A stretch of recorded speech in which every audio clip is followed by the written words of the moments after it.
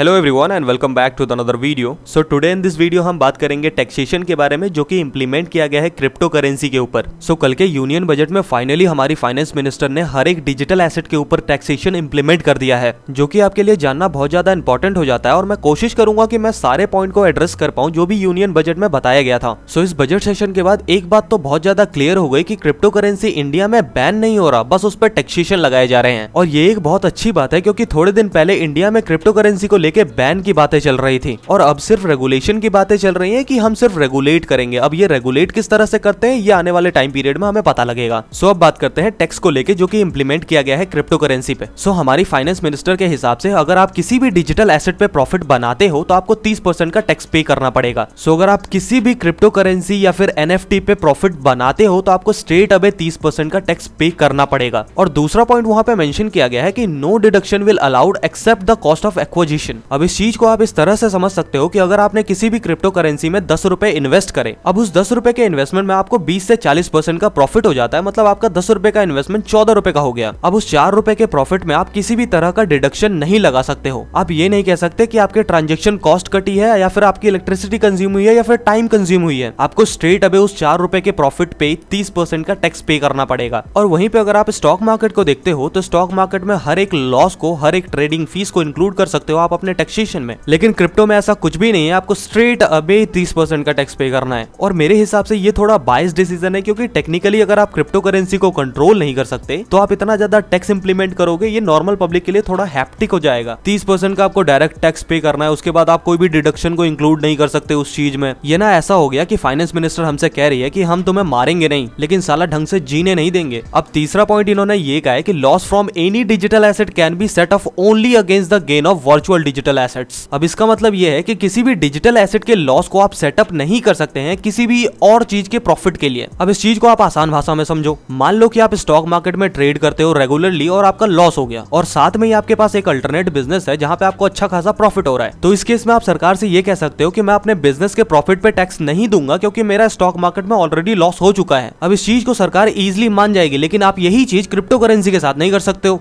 Digital asset के loss को आप सिर्फ डिजिटल एसेट के प्रॉफिट के साथ सेटअप कर सकते हो, किसी और बिजनेस के साथ नहीं कर सकते हो। और फिर से ये एक बायस्ड डिसीजन है क्योंकि क्रिप्टो करेंसी को हमेशा से लोग एक अल्टरनेट इनकम की तरह देखते हैं, ना कि अपने एक प्राइमरी इनकम सोर्स की तरह देखते हैं। और चौथा पॉइंट ये है कि अगर आप किसी भी डिजिटल करेंसी को एज अ गिफ्ट देते हो तो जो गिफ्ट रिसीव करेगा उसको टैक्स पे करना पड़ेगा। और पांचवा पॉइंट ये है कि हर एक पेमेंट में आपका TDS कटेगा 1% का, और 1% बहुत ज्यादा महंगा हो जाता है क्योंकि हर एक एक्सचेंज में अगर आप ट्रेड करते हो तो आपको एक ट्रेडिंग फीस देनी होती है और उसके साथ साथ आपको एक TDS भी देना पड़ेगा 1% का। अब ये TDS गवर्नमेंट के लिए तो बहुत अच्छा है क्योंकि गवर्नमेंट को हर एक ट्रांजेक्शन की डिटेल पता लग जाएगी कि किस बंदे ने किस टाइम पीरियड में कौन से एक्सचेंज में किस क्रिप्टो करेंसी को बाय या सेल करा है। लेकिन इस TDS का रेट 1% बहुत ज्यादा है। क्रिप्टो एनवायरनमेंट में 1% की वैल्यू बहुत ज्यादा होती है और डे ट्रेडर्स को ये चीज हर एक ट्रांजेक्शन पे करनी पड़ेगी, हर एक पेमेंट के बाद पे करनी पड़ेगी। सो ओवरऑल अगर मैं बात करूं तो क्रिप्टो करेंसी बैन नहीं हो रहा है इंडिया में, ये तो कंफर्म हो गया। लेकिन जिस तरह से टैक्स को इंप्लीमेंट किया गया है क्रिप्टो करेंसी और डिजिटल एसेट्स के लिए, ये मुझे कहीं से भी जस्टिफाई नहीं लगता क्योंकि इस पूरे टैक्स का इंटेंशन ही है कि आप क्रिप्टो इन्वेस्टर को पूरा चूस लो। अगर इन्हें टैक्स इंप्लीमेंट ही करना था तो ये इस तरह से टैक्स इंप्लीमेंट करते जिस तरह से इन्होंने स्टॉक मार्केट में टैक्स इंप्लीमेंट कर रखा है। लेकिन क्रिप्टो करेंसी के साथ जो टैक्स इंप्लीमेंट किए गए हैं वो ज्यादा जस्टिफाइबल नहीं है। अगर मैं पर्सनली बात करूं तो मुझे बिल्कुल भी पसंद नहीं आया टैक्स फॉर्म। आप अपने ओपिनियन कमेंट सेक्शन में जरूर बताना। तो फाइनली आप वो क्लिप देख सकते हो जो फाइनेंस मिनिस्टर ने यूनियन बजट के टाइम में कहा था डिजिटल एसेट्स को लेके।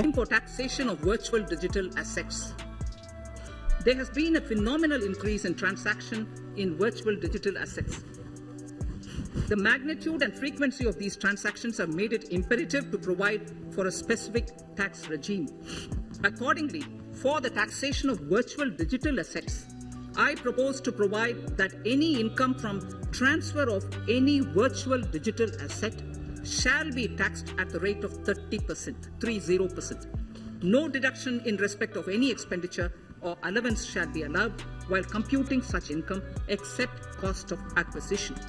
Further, loss from transfer of virtual digital asset cannot be set off against any other income. Further, in order to capture the transaction details, I also propose to provide for TDS on payment made in relation to transfer of virtual digital asset at the rate of 1% of such consideration above a monetary threshold. gift of virtual digital asset is also proposed to be taxed in the hands of the recipient. तो आज के लिए इतना ही। अगर आप मेरे Telegram channel को join करना चाहते हो तो आपको डिस्क्रिप्शन में लिंक मिल जाएगा। और अगर आपको वीडियो पसंद आया हो तो लाइक शेयर कमेंट करना। चैनल पे अगर नए हो तो सब्सक्राइब करे बिना मत जाना। मिलते हैं नेक्स्ट वीडियो में, तब तक के लिए स्टे हेल्दी स्टे सेफ।